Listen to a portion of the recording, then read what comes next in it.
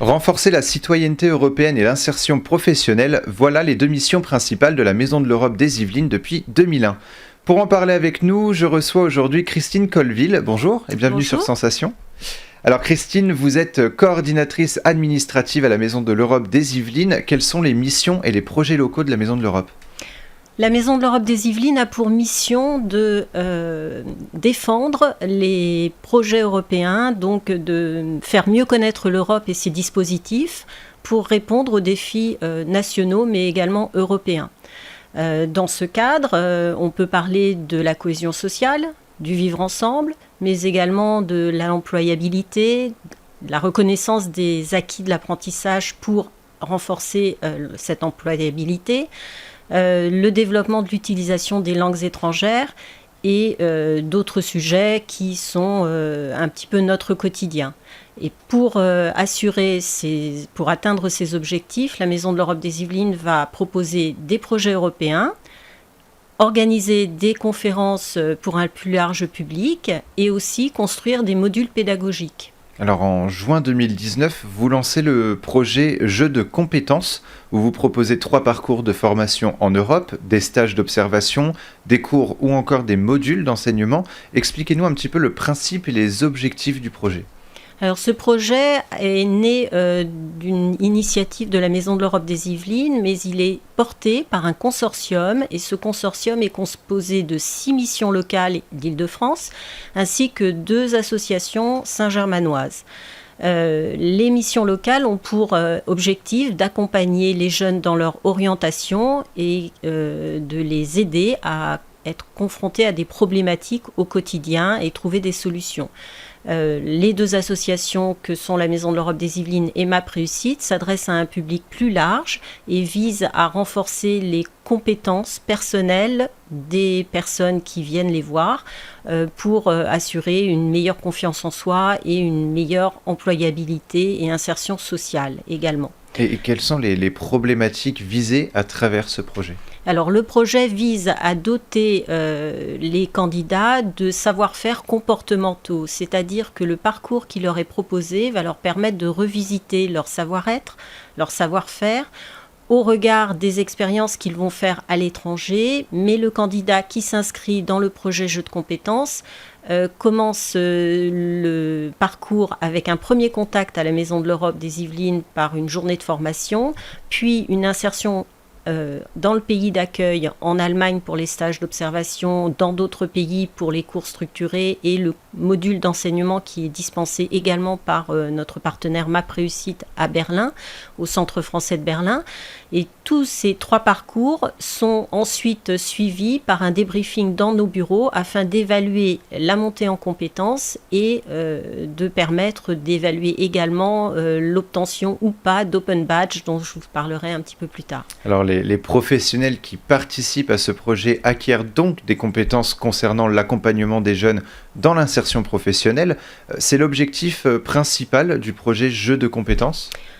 Le projet Jeux de compétences, il s'inscrit dans un domaine plus large qui s'appelle l'éducation des adultes, porté par la Commission européenne dans le cadre du programme Erasmus+. Ce programme vise à permettre à chaque personne de se former tout au long de la vie et d'agir et d'impacter ses comportements tant personnels que professionnels, de manière à être plus cohérent avec son travail, avec son quotidien. Et pourquoi appeler ce projet Jeux de compétences ? Enfin, pourquoi le terme « jeu » ? Voilà. Il y a une méthodologie de mise en place avec la création d'une plateforme numérique qui est attachée au projet Jeux de compétences. Cette plateforme, elle vise à recueillir les articles qui seront rédigés par les candidats depuis l'inscription au projet, donc avant le départ, puis pendant la mobilité et ensuite il y aura une auto-évaluation. Donc avant le départ, on va demander aux prochains candidats de nous révéler un petit peu ce qu'ils pensent, comment ils vont s'organiser, planifier cette mobilité, comment ils vont s'autogérer et comment ils vont communiquer sur cette formation qui leur est proposée. pendant la mobilité à destination dans les pays européens, le candidat va avoir 4 possibilités d'entrée dans des compétences. Il y a la compétence participation, il y a la compétence communication, échange, celle également de sensibilisation culturelle qui est importante, la gestion des opportunités. Et donc ces compétences sont composées de 4 catégories, et lorsque le candidat écrit un article illustrant l'une de ces catégories, il est potentiellement possible qu'il obtienne des points qui vont lui permettre d'obtenir à la fin du projet des open badges. Donc c'est dans ce sens que le projet s'appelle Jeu de compétences. Alors comment ce projet a-t-il pu voir le jour? Vous nous aviez parlé tout à l'heure des consortiums.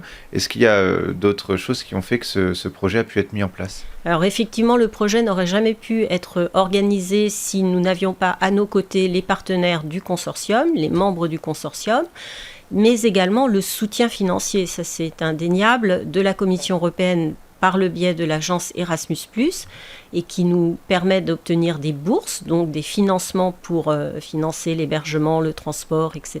des candidats, mais également par le complément apporté par l'Office franco-allemand pour la jeunesse, qui soutient les échanges de pratiques professionnelles et la formation des éducateurs en plus largement. Donc si ces 2 composantes, financement et organisation du consortium, n'étaient pas là, le projet n'existerait pas. Alors, heureusement qu'ils sont là. Le projet est mené jusqu'au mois de mai 2021. Combien de personnes ont pu bénéficier de ces stages ou formations à l'étranger? Notre projet propose 16 bourses de mobilité, donc nous accompagnons 16 candidats dans ces parcours de formation.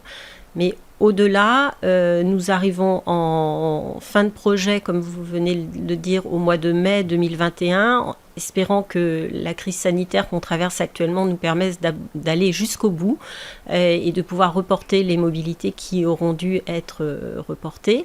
Cependant, pour le très prochain avenir, nous construisons notre demande d'accréditation auprès de l'agence Erasmus+, afin d'élargir l'éventail et surtout les effectifs de candidats possible sur ce type de projet, en recherchant actuellement activement d'autres membres de consortium pour élargir. Donc le projet va être renouvelé. Nous espérons pouvoir renouveler la demande de financement dès l'instant où nous avons cette accréditation. Alors vous l'aviez expliqué tout à l'heure, le projet est cofinancé par le programme Erasmus+ de l'Union européenne.